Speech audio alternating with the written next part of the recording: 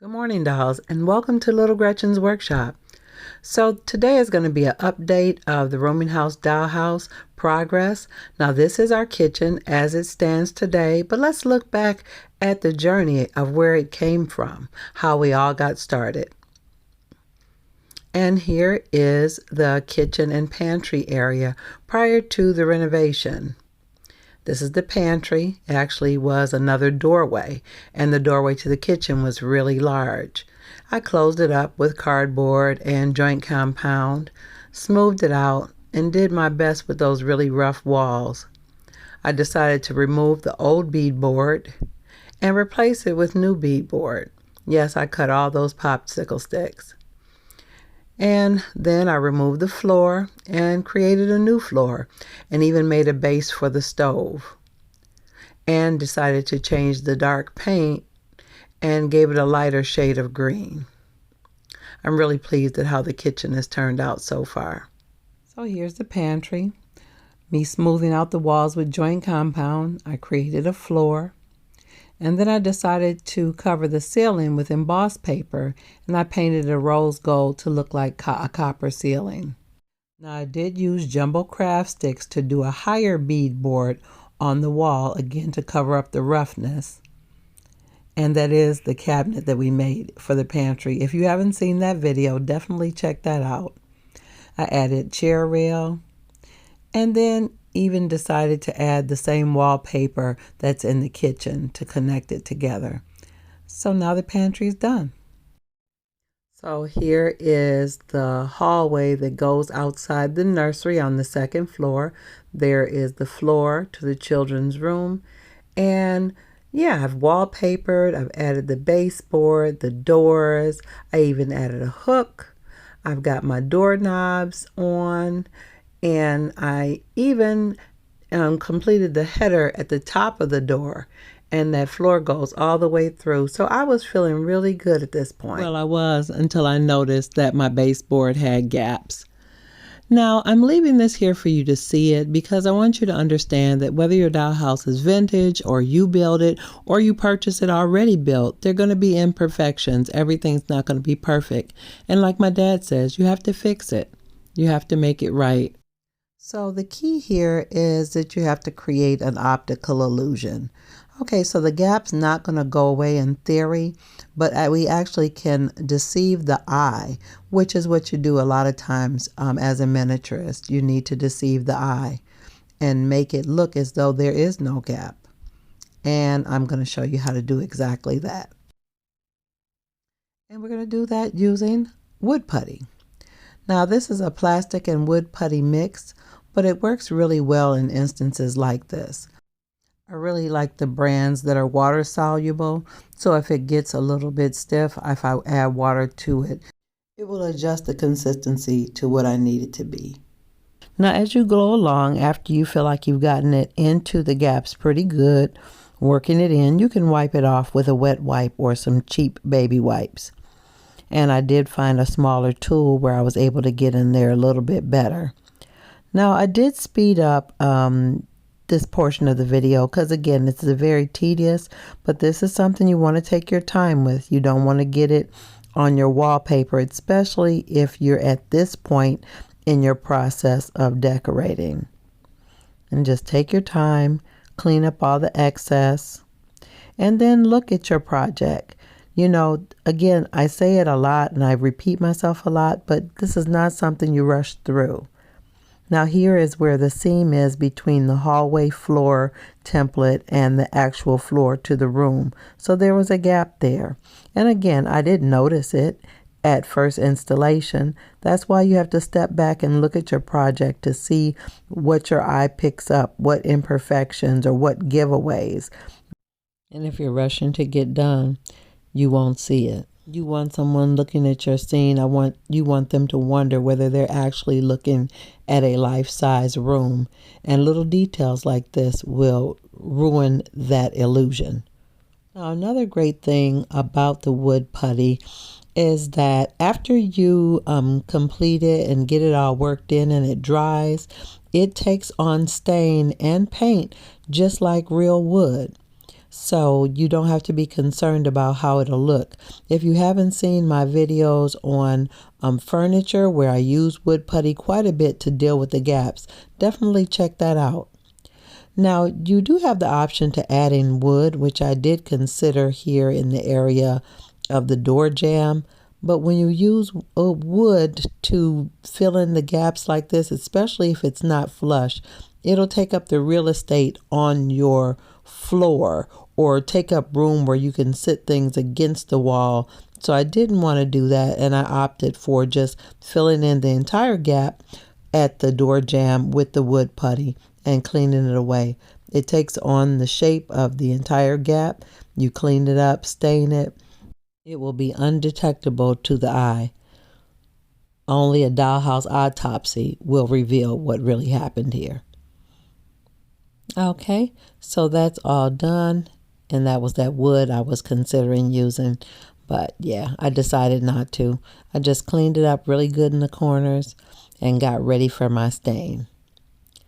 So in this instance, I used a lighter stain first to kind of base it because I wanted the colors or the tones of the stain to look kind of layered. And I kind of wanted the baseboards and the floors, especially around the edges, to look a little mucky because it's an old house. I wanted it to kind of have, I guess, a layered look in the stain. You'll see what I mean. The stain I use is by Minwax, and the color is called Expresso, and it's a penetrating stain. I really like it because it really goes down into the crevices of whatever it is that you're coloring. So I put on a pretty heavy coat and just let it sink down into the area that I'm trying to cover. And you see how that gap just melted away. It just looks like it disappeared now that I've added my stain. And I love it because it almost even makes it look a little dirty up around the corners of the baseboards. So yeah, I really like the way this turned out.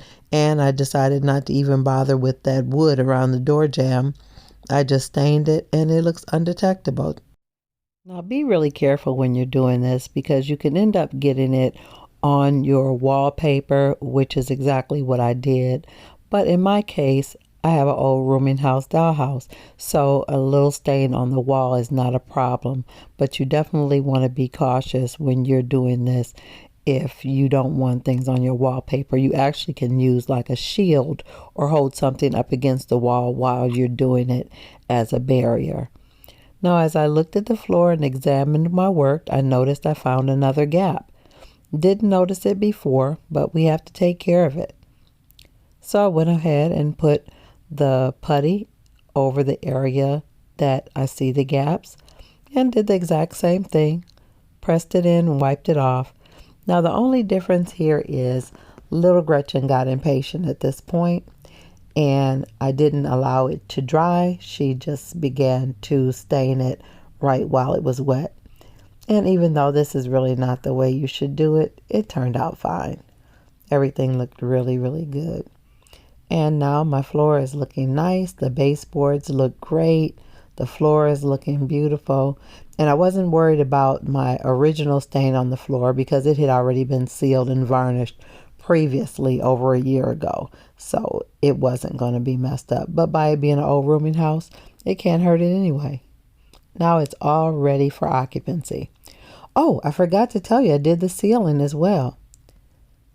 Yeah, that looks really good. I'm very proud of this room.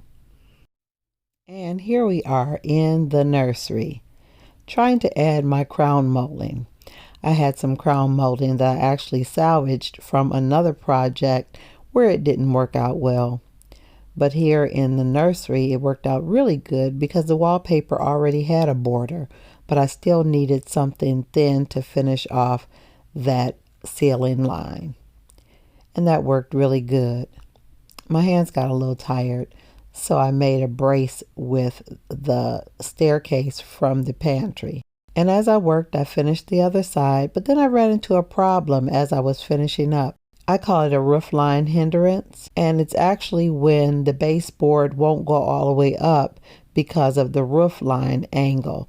And you'll believe that it's something wrong with your wallpaper, but it's actually the roofline. just trim it off and it'll be fine. Now this is the floor to the nursery. I painted it white.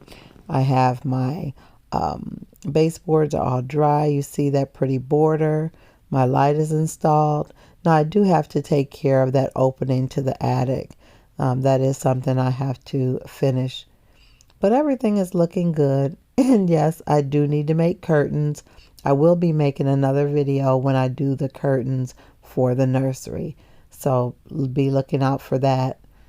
I have to trim those windows out as well. But I do love this wallpaper. It's very playful. But I'm kind of thinking it's a little bit too busy for a nursery wallpaper. I think it would be, okay, dolls, close the door. Stop playing now. Close the doors now. Okay, I really think that this room would be better suited for the girls instead of the babies. I think the babies would be better in the subtle wallpaper. And so there are beds that we made from scraps. If you haven't seen that video, definitely check it out. And so this room, I believe I will make it the nursery. Yeah, I like that. So I just put the toys and the cribs in there. But I like the way the beds look. It has room for nightstands. I just think the whole look is really pretty. I'm envisioning toys and pictures on the wall, little shelf. So yeah, and I'm not concerned about the patterns of the bedspreads not matching the wallpaper. In a rooming house, that's not how it would be. As long as the beds and the sheets are clean, that's what's important, and they absolutely are. I'm really looking forward to accessorizing and really bringing this room to life. And yeah, I have to do that, trimming out those windows. Now, if you're enjoying these videos, I sure would like you to let me know in the comments. Now, like, share, and subscribe, and definitely hit the notification bell so you'll be alerted when I upload new video here on Little Gretchen's Workshop and regarding the Rooming House Dollhouse. I also want to say a special thank you to all my subscribers. I am blown away by how many of you it is now. And I just want to tell you thank you. And also thank you to those who haven't subscribed, but you've been watching. I appreciate you as well. Looking forward to seeing you dolls on the next episode of Little Gretchen's Workshop. Take care now, dolls. Bye-bye.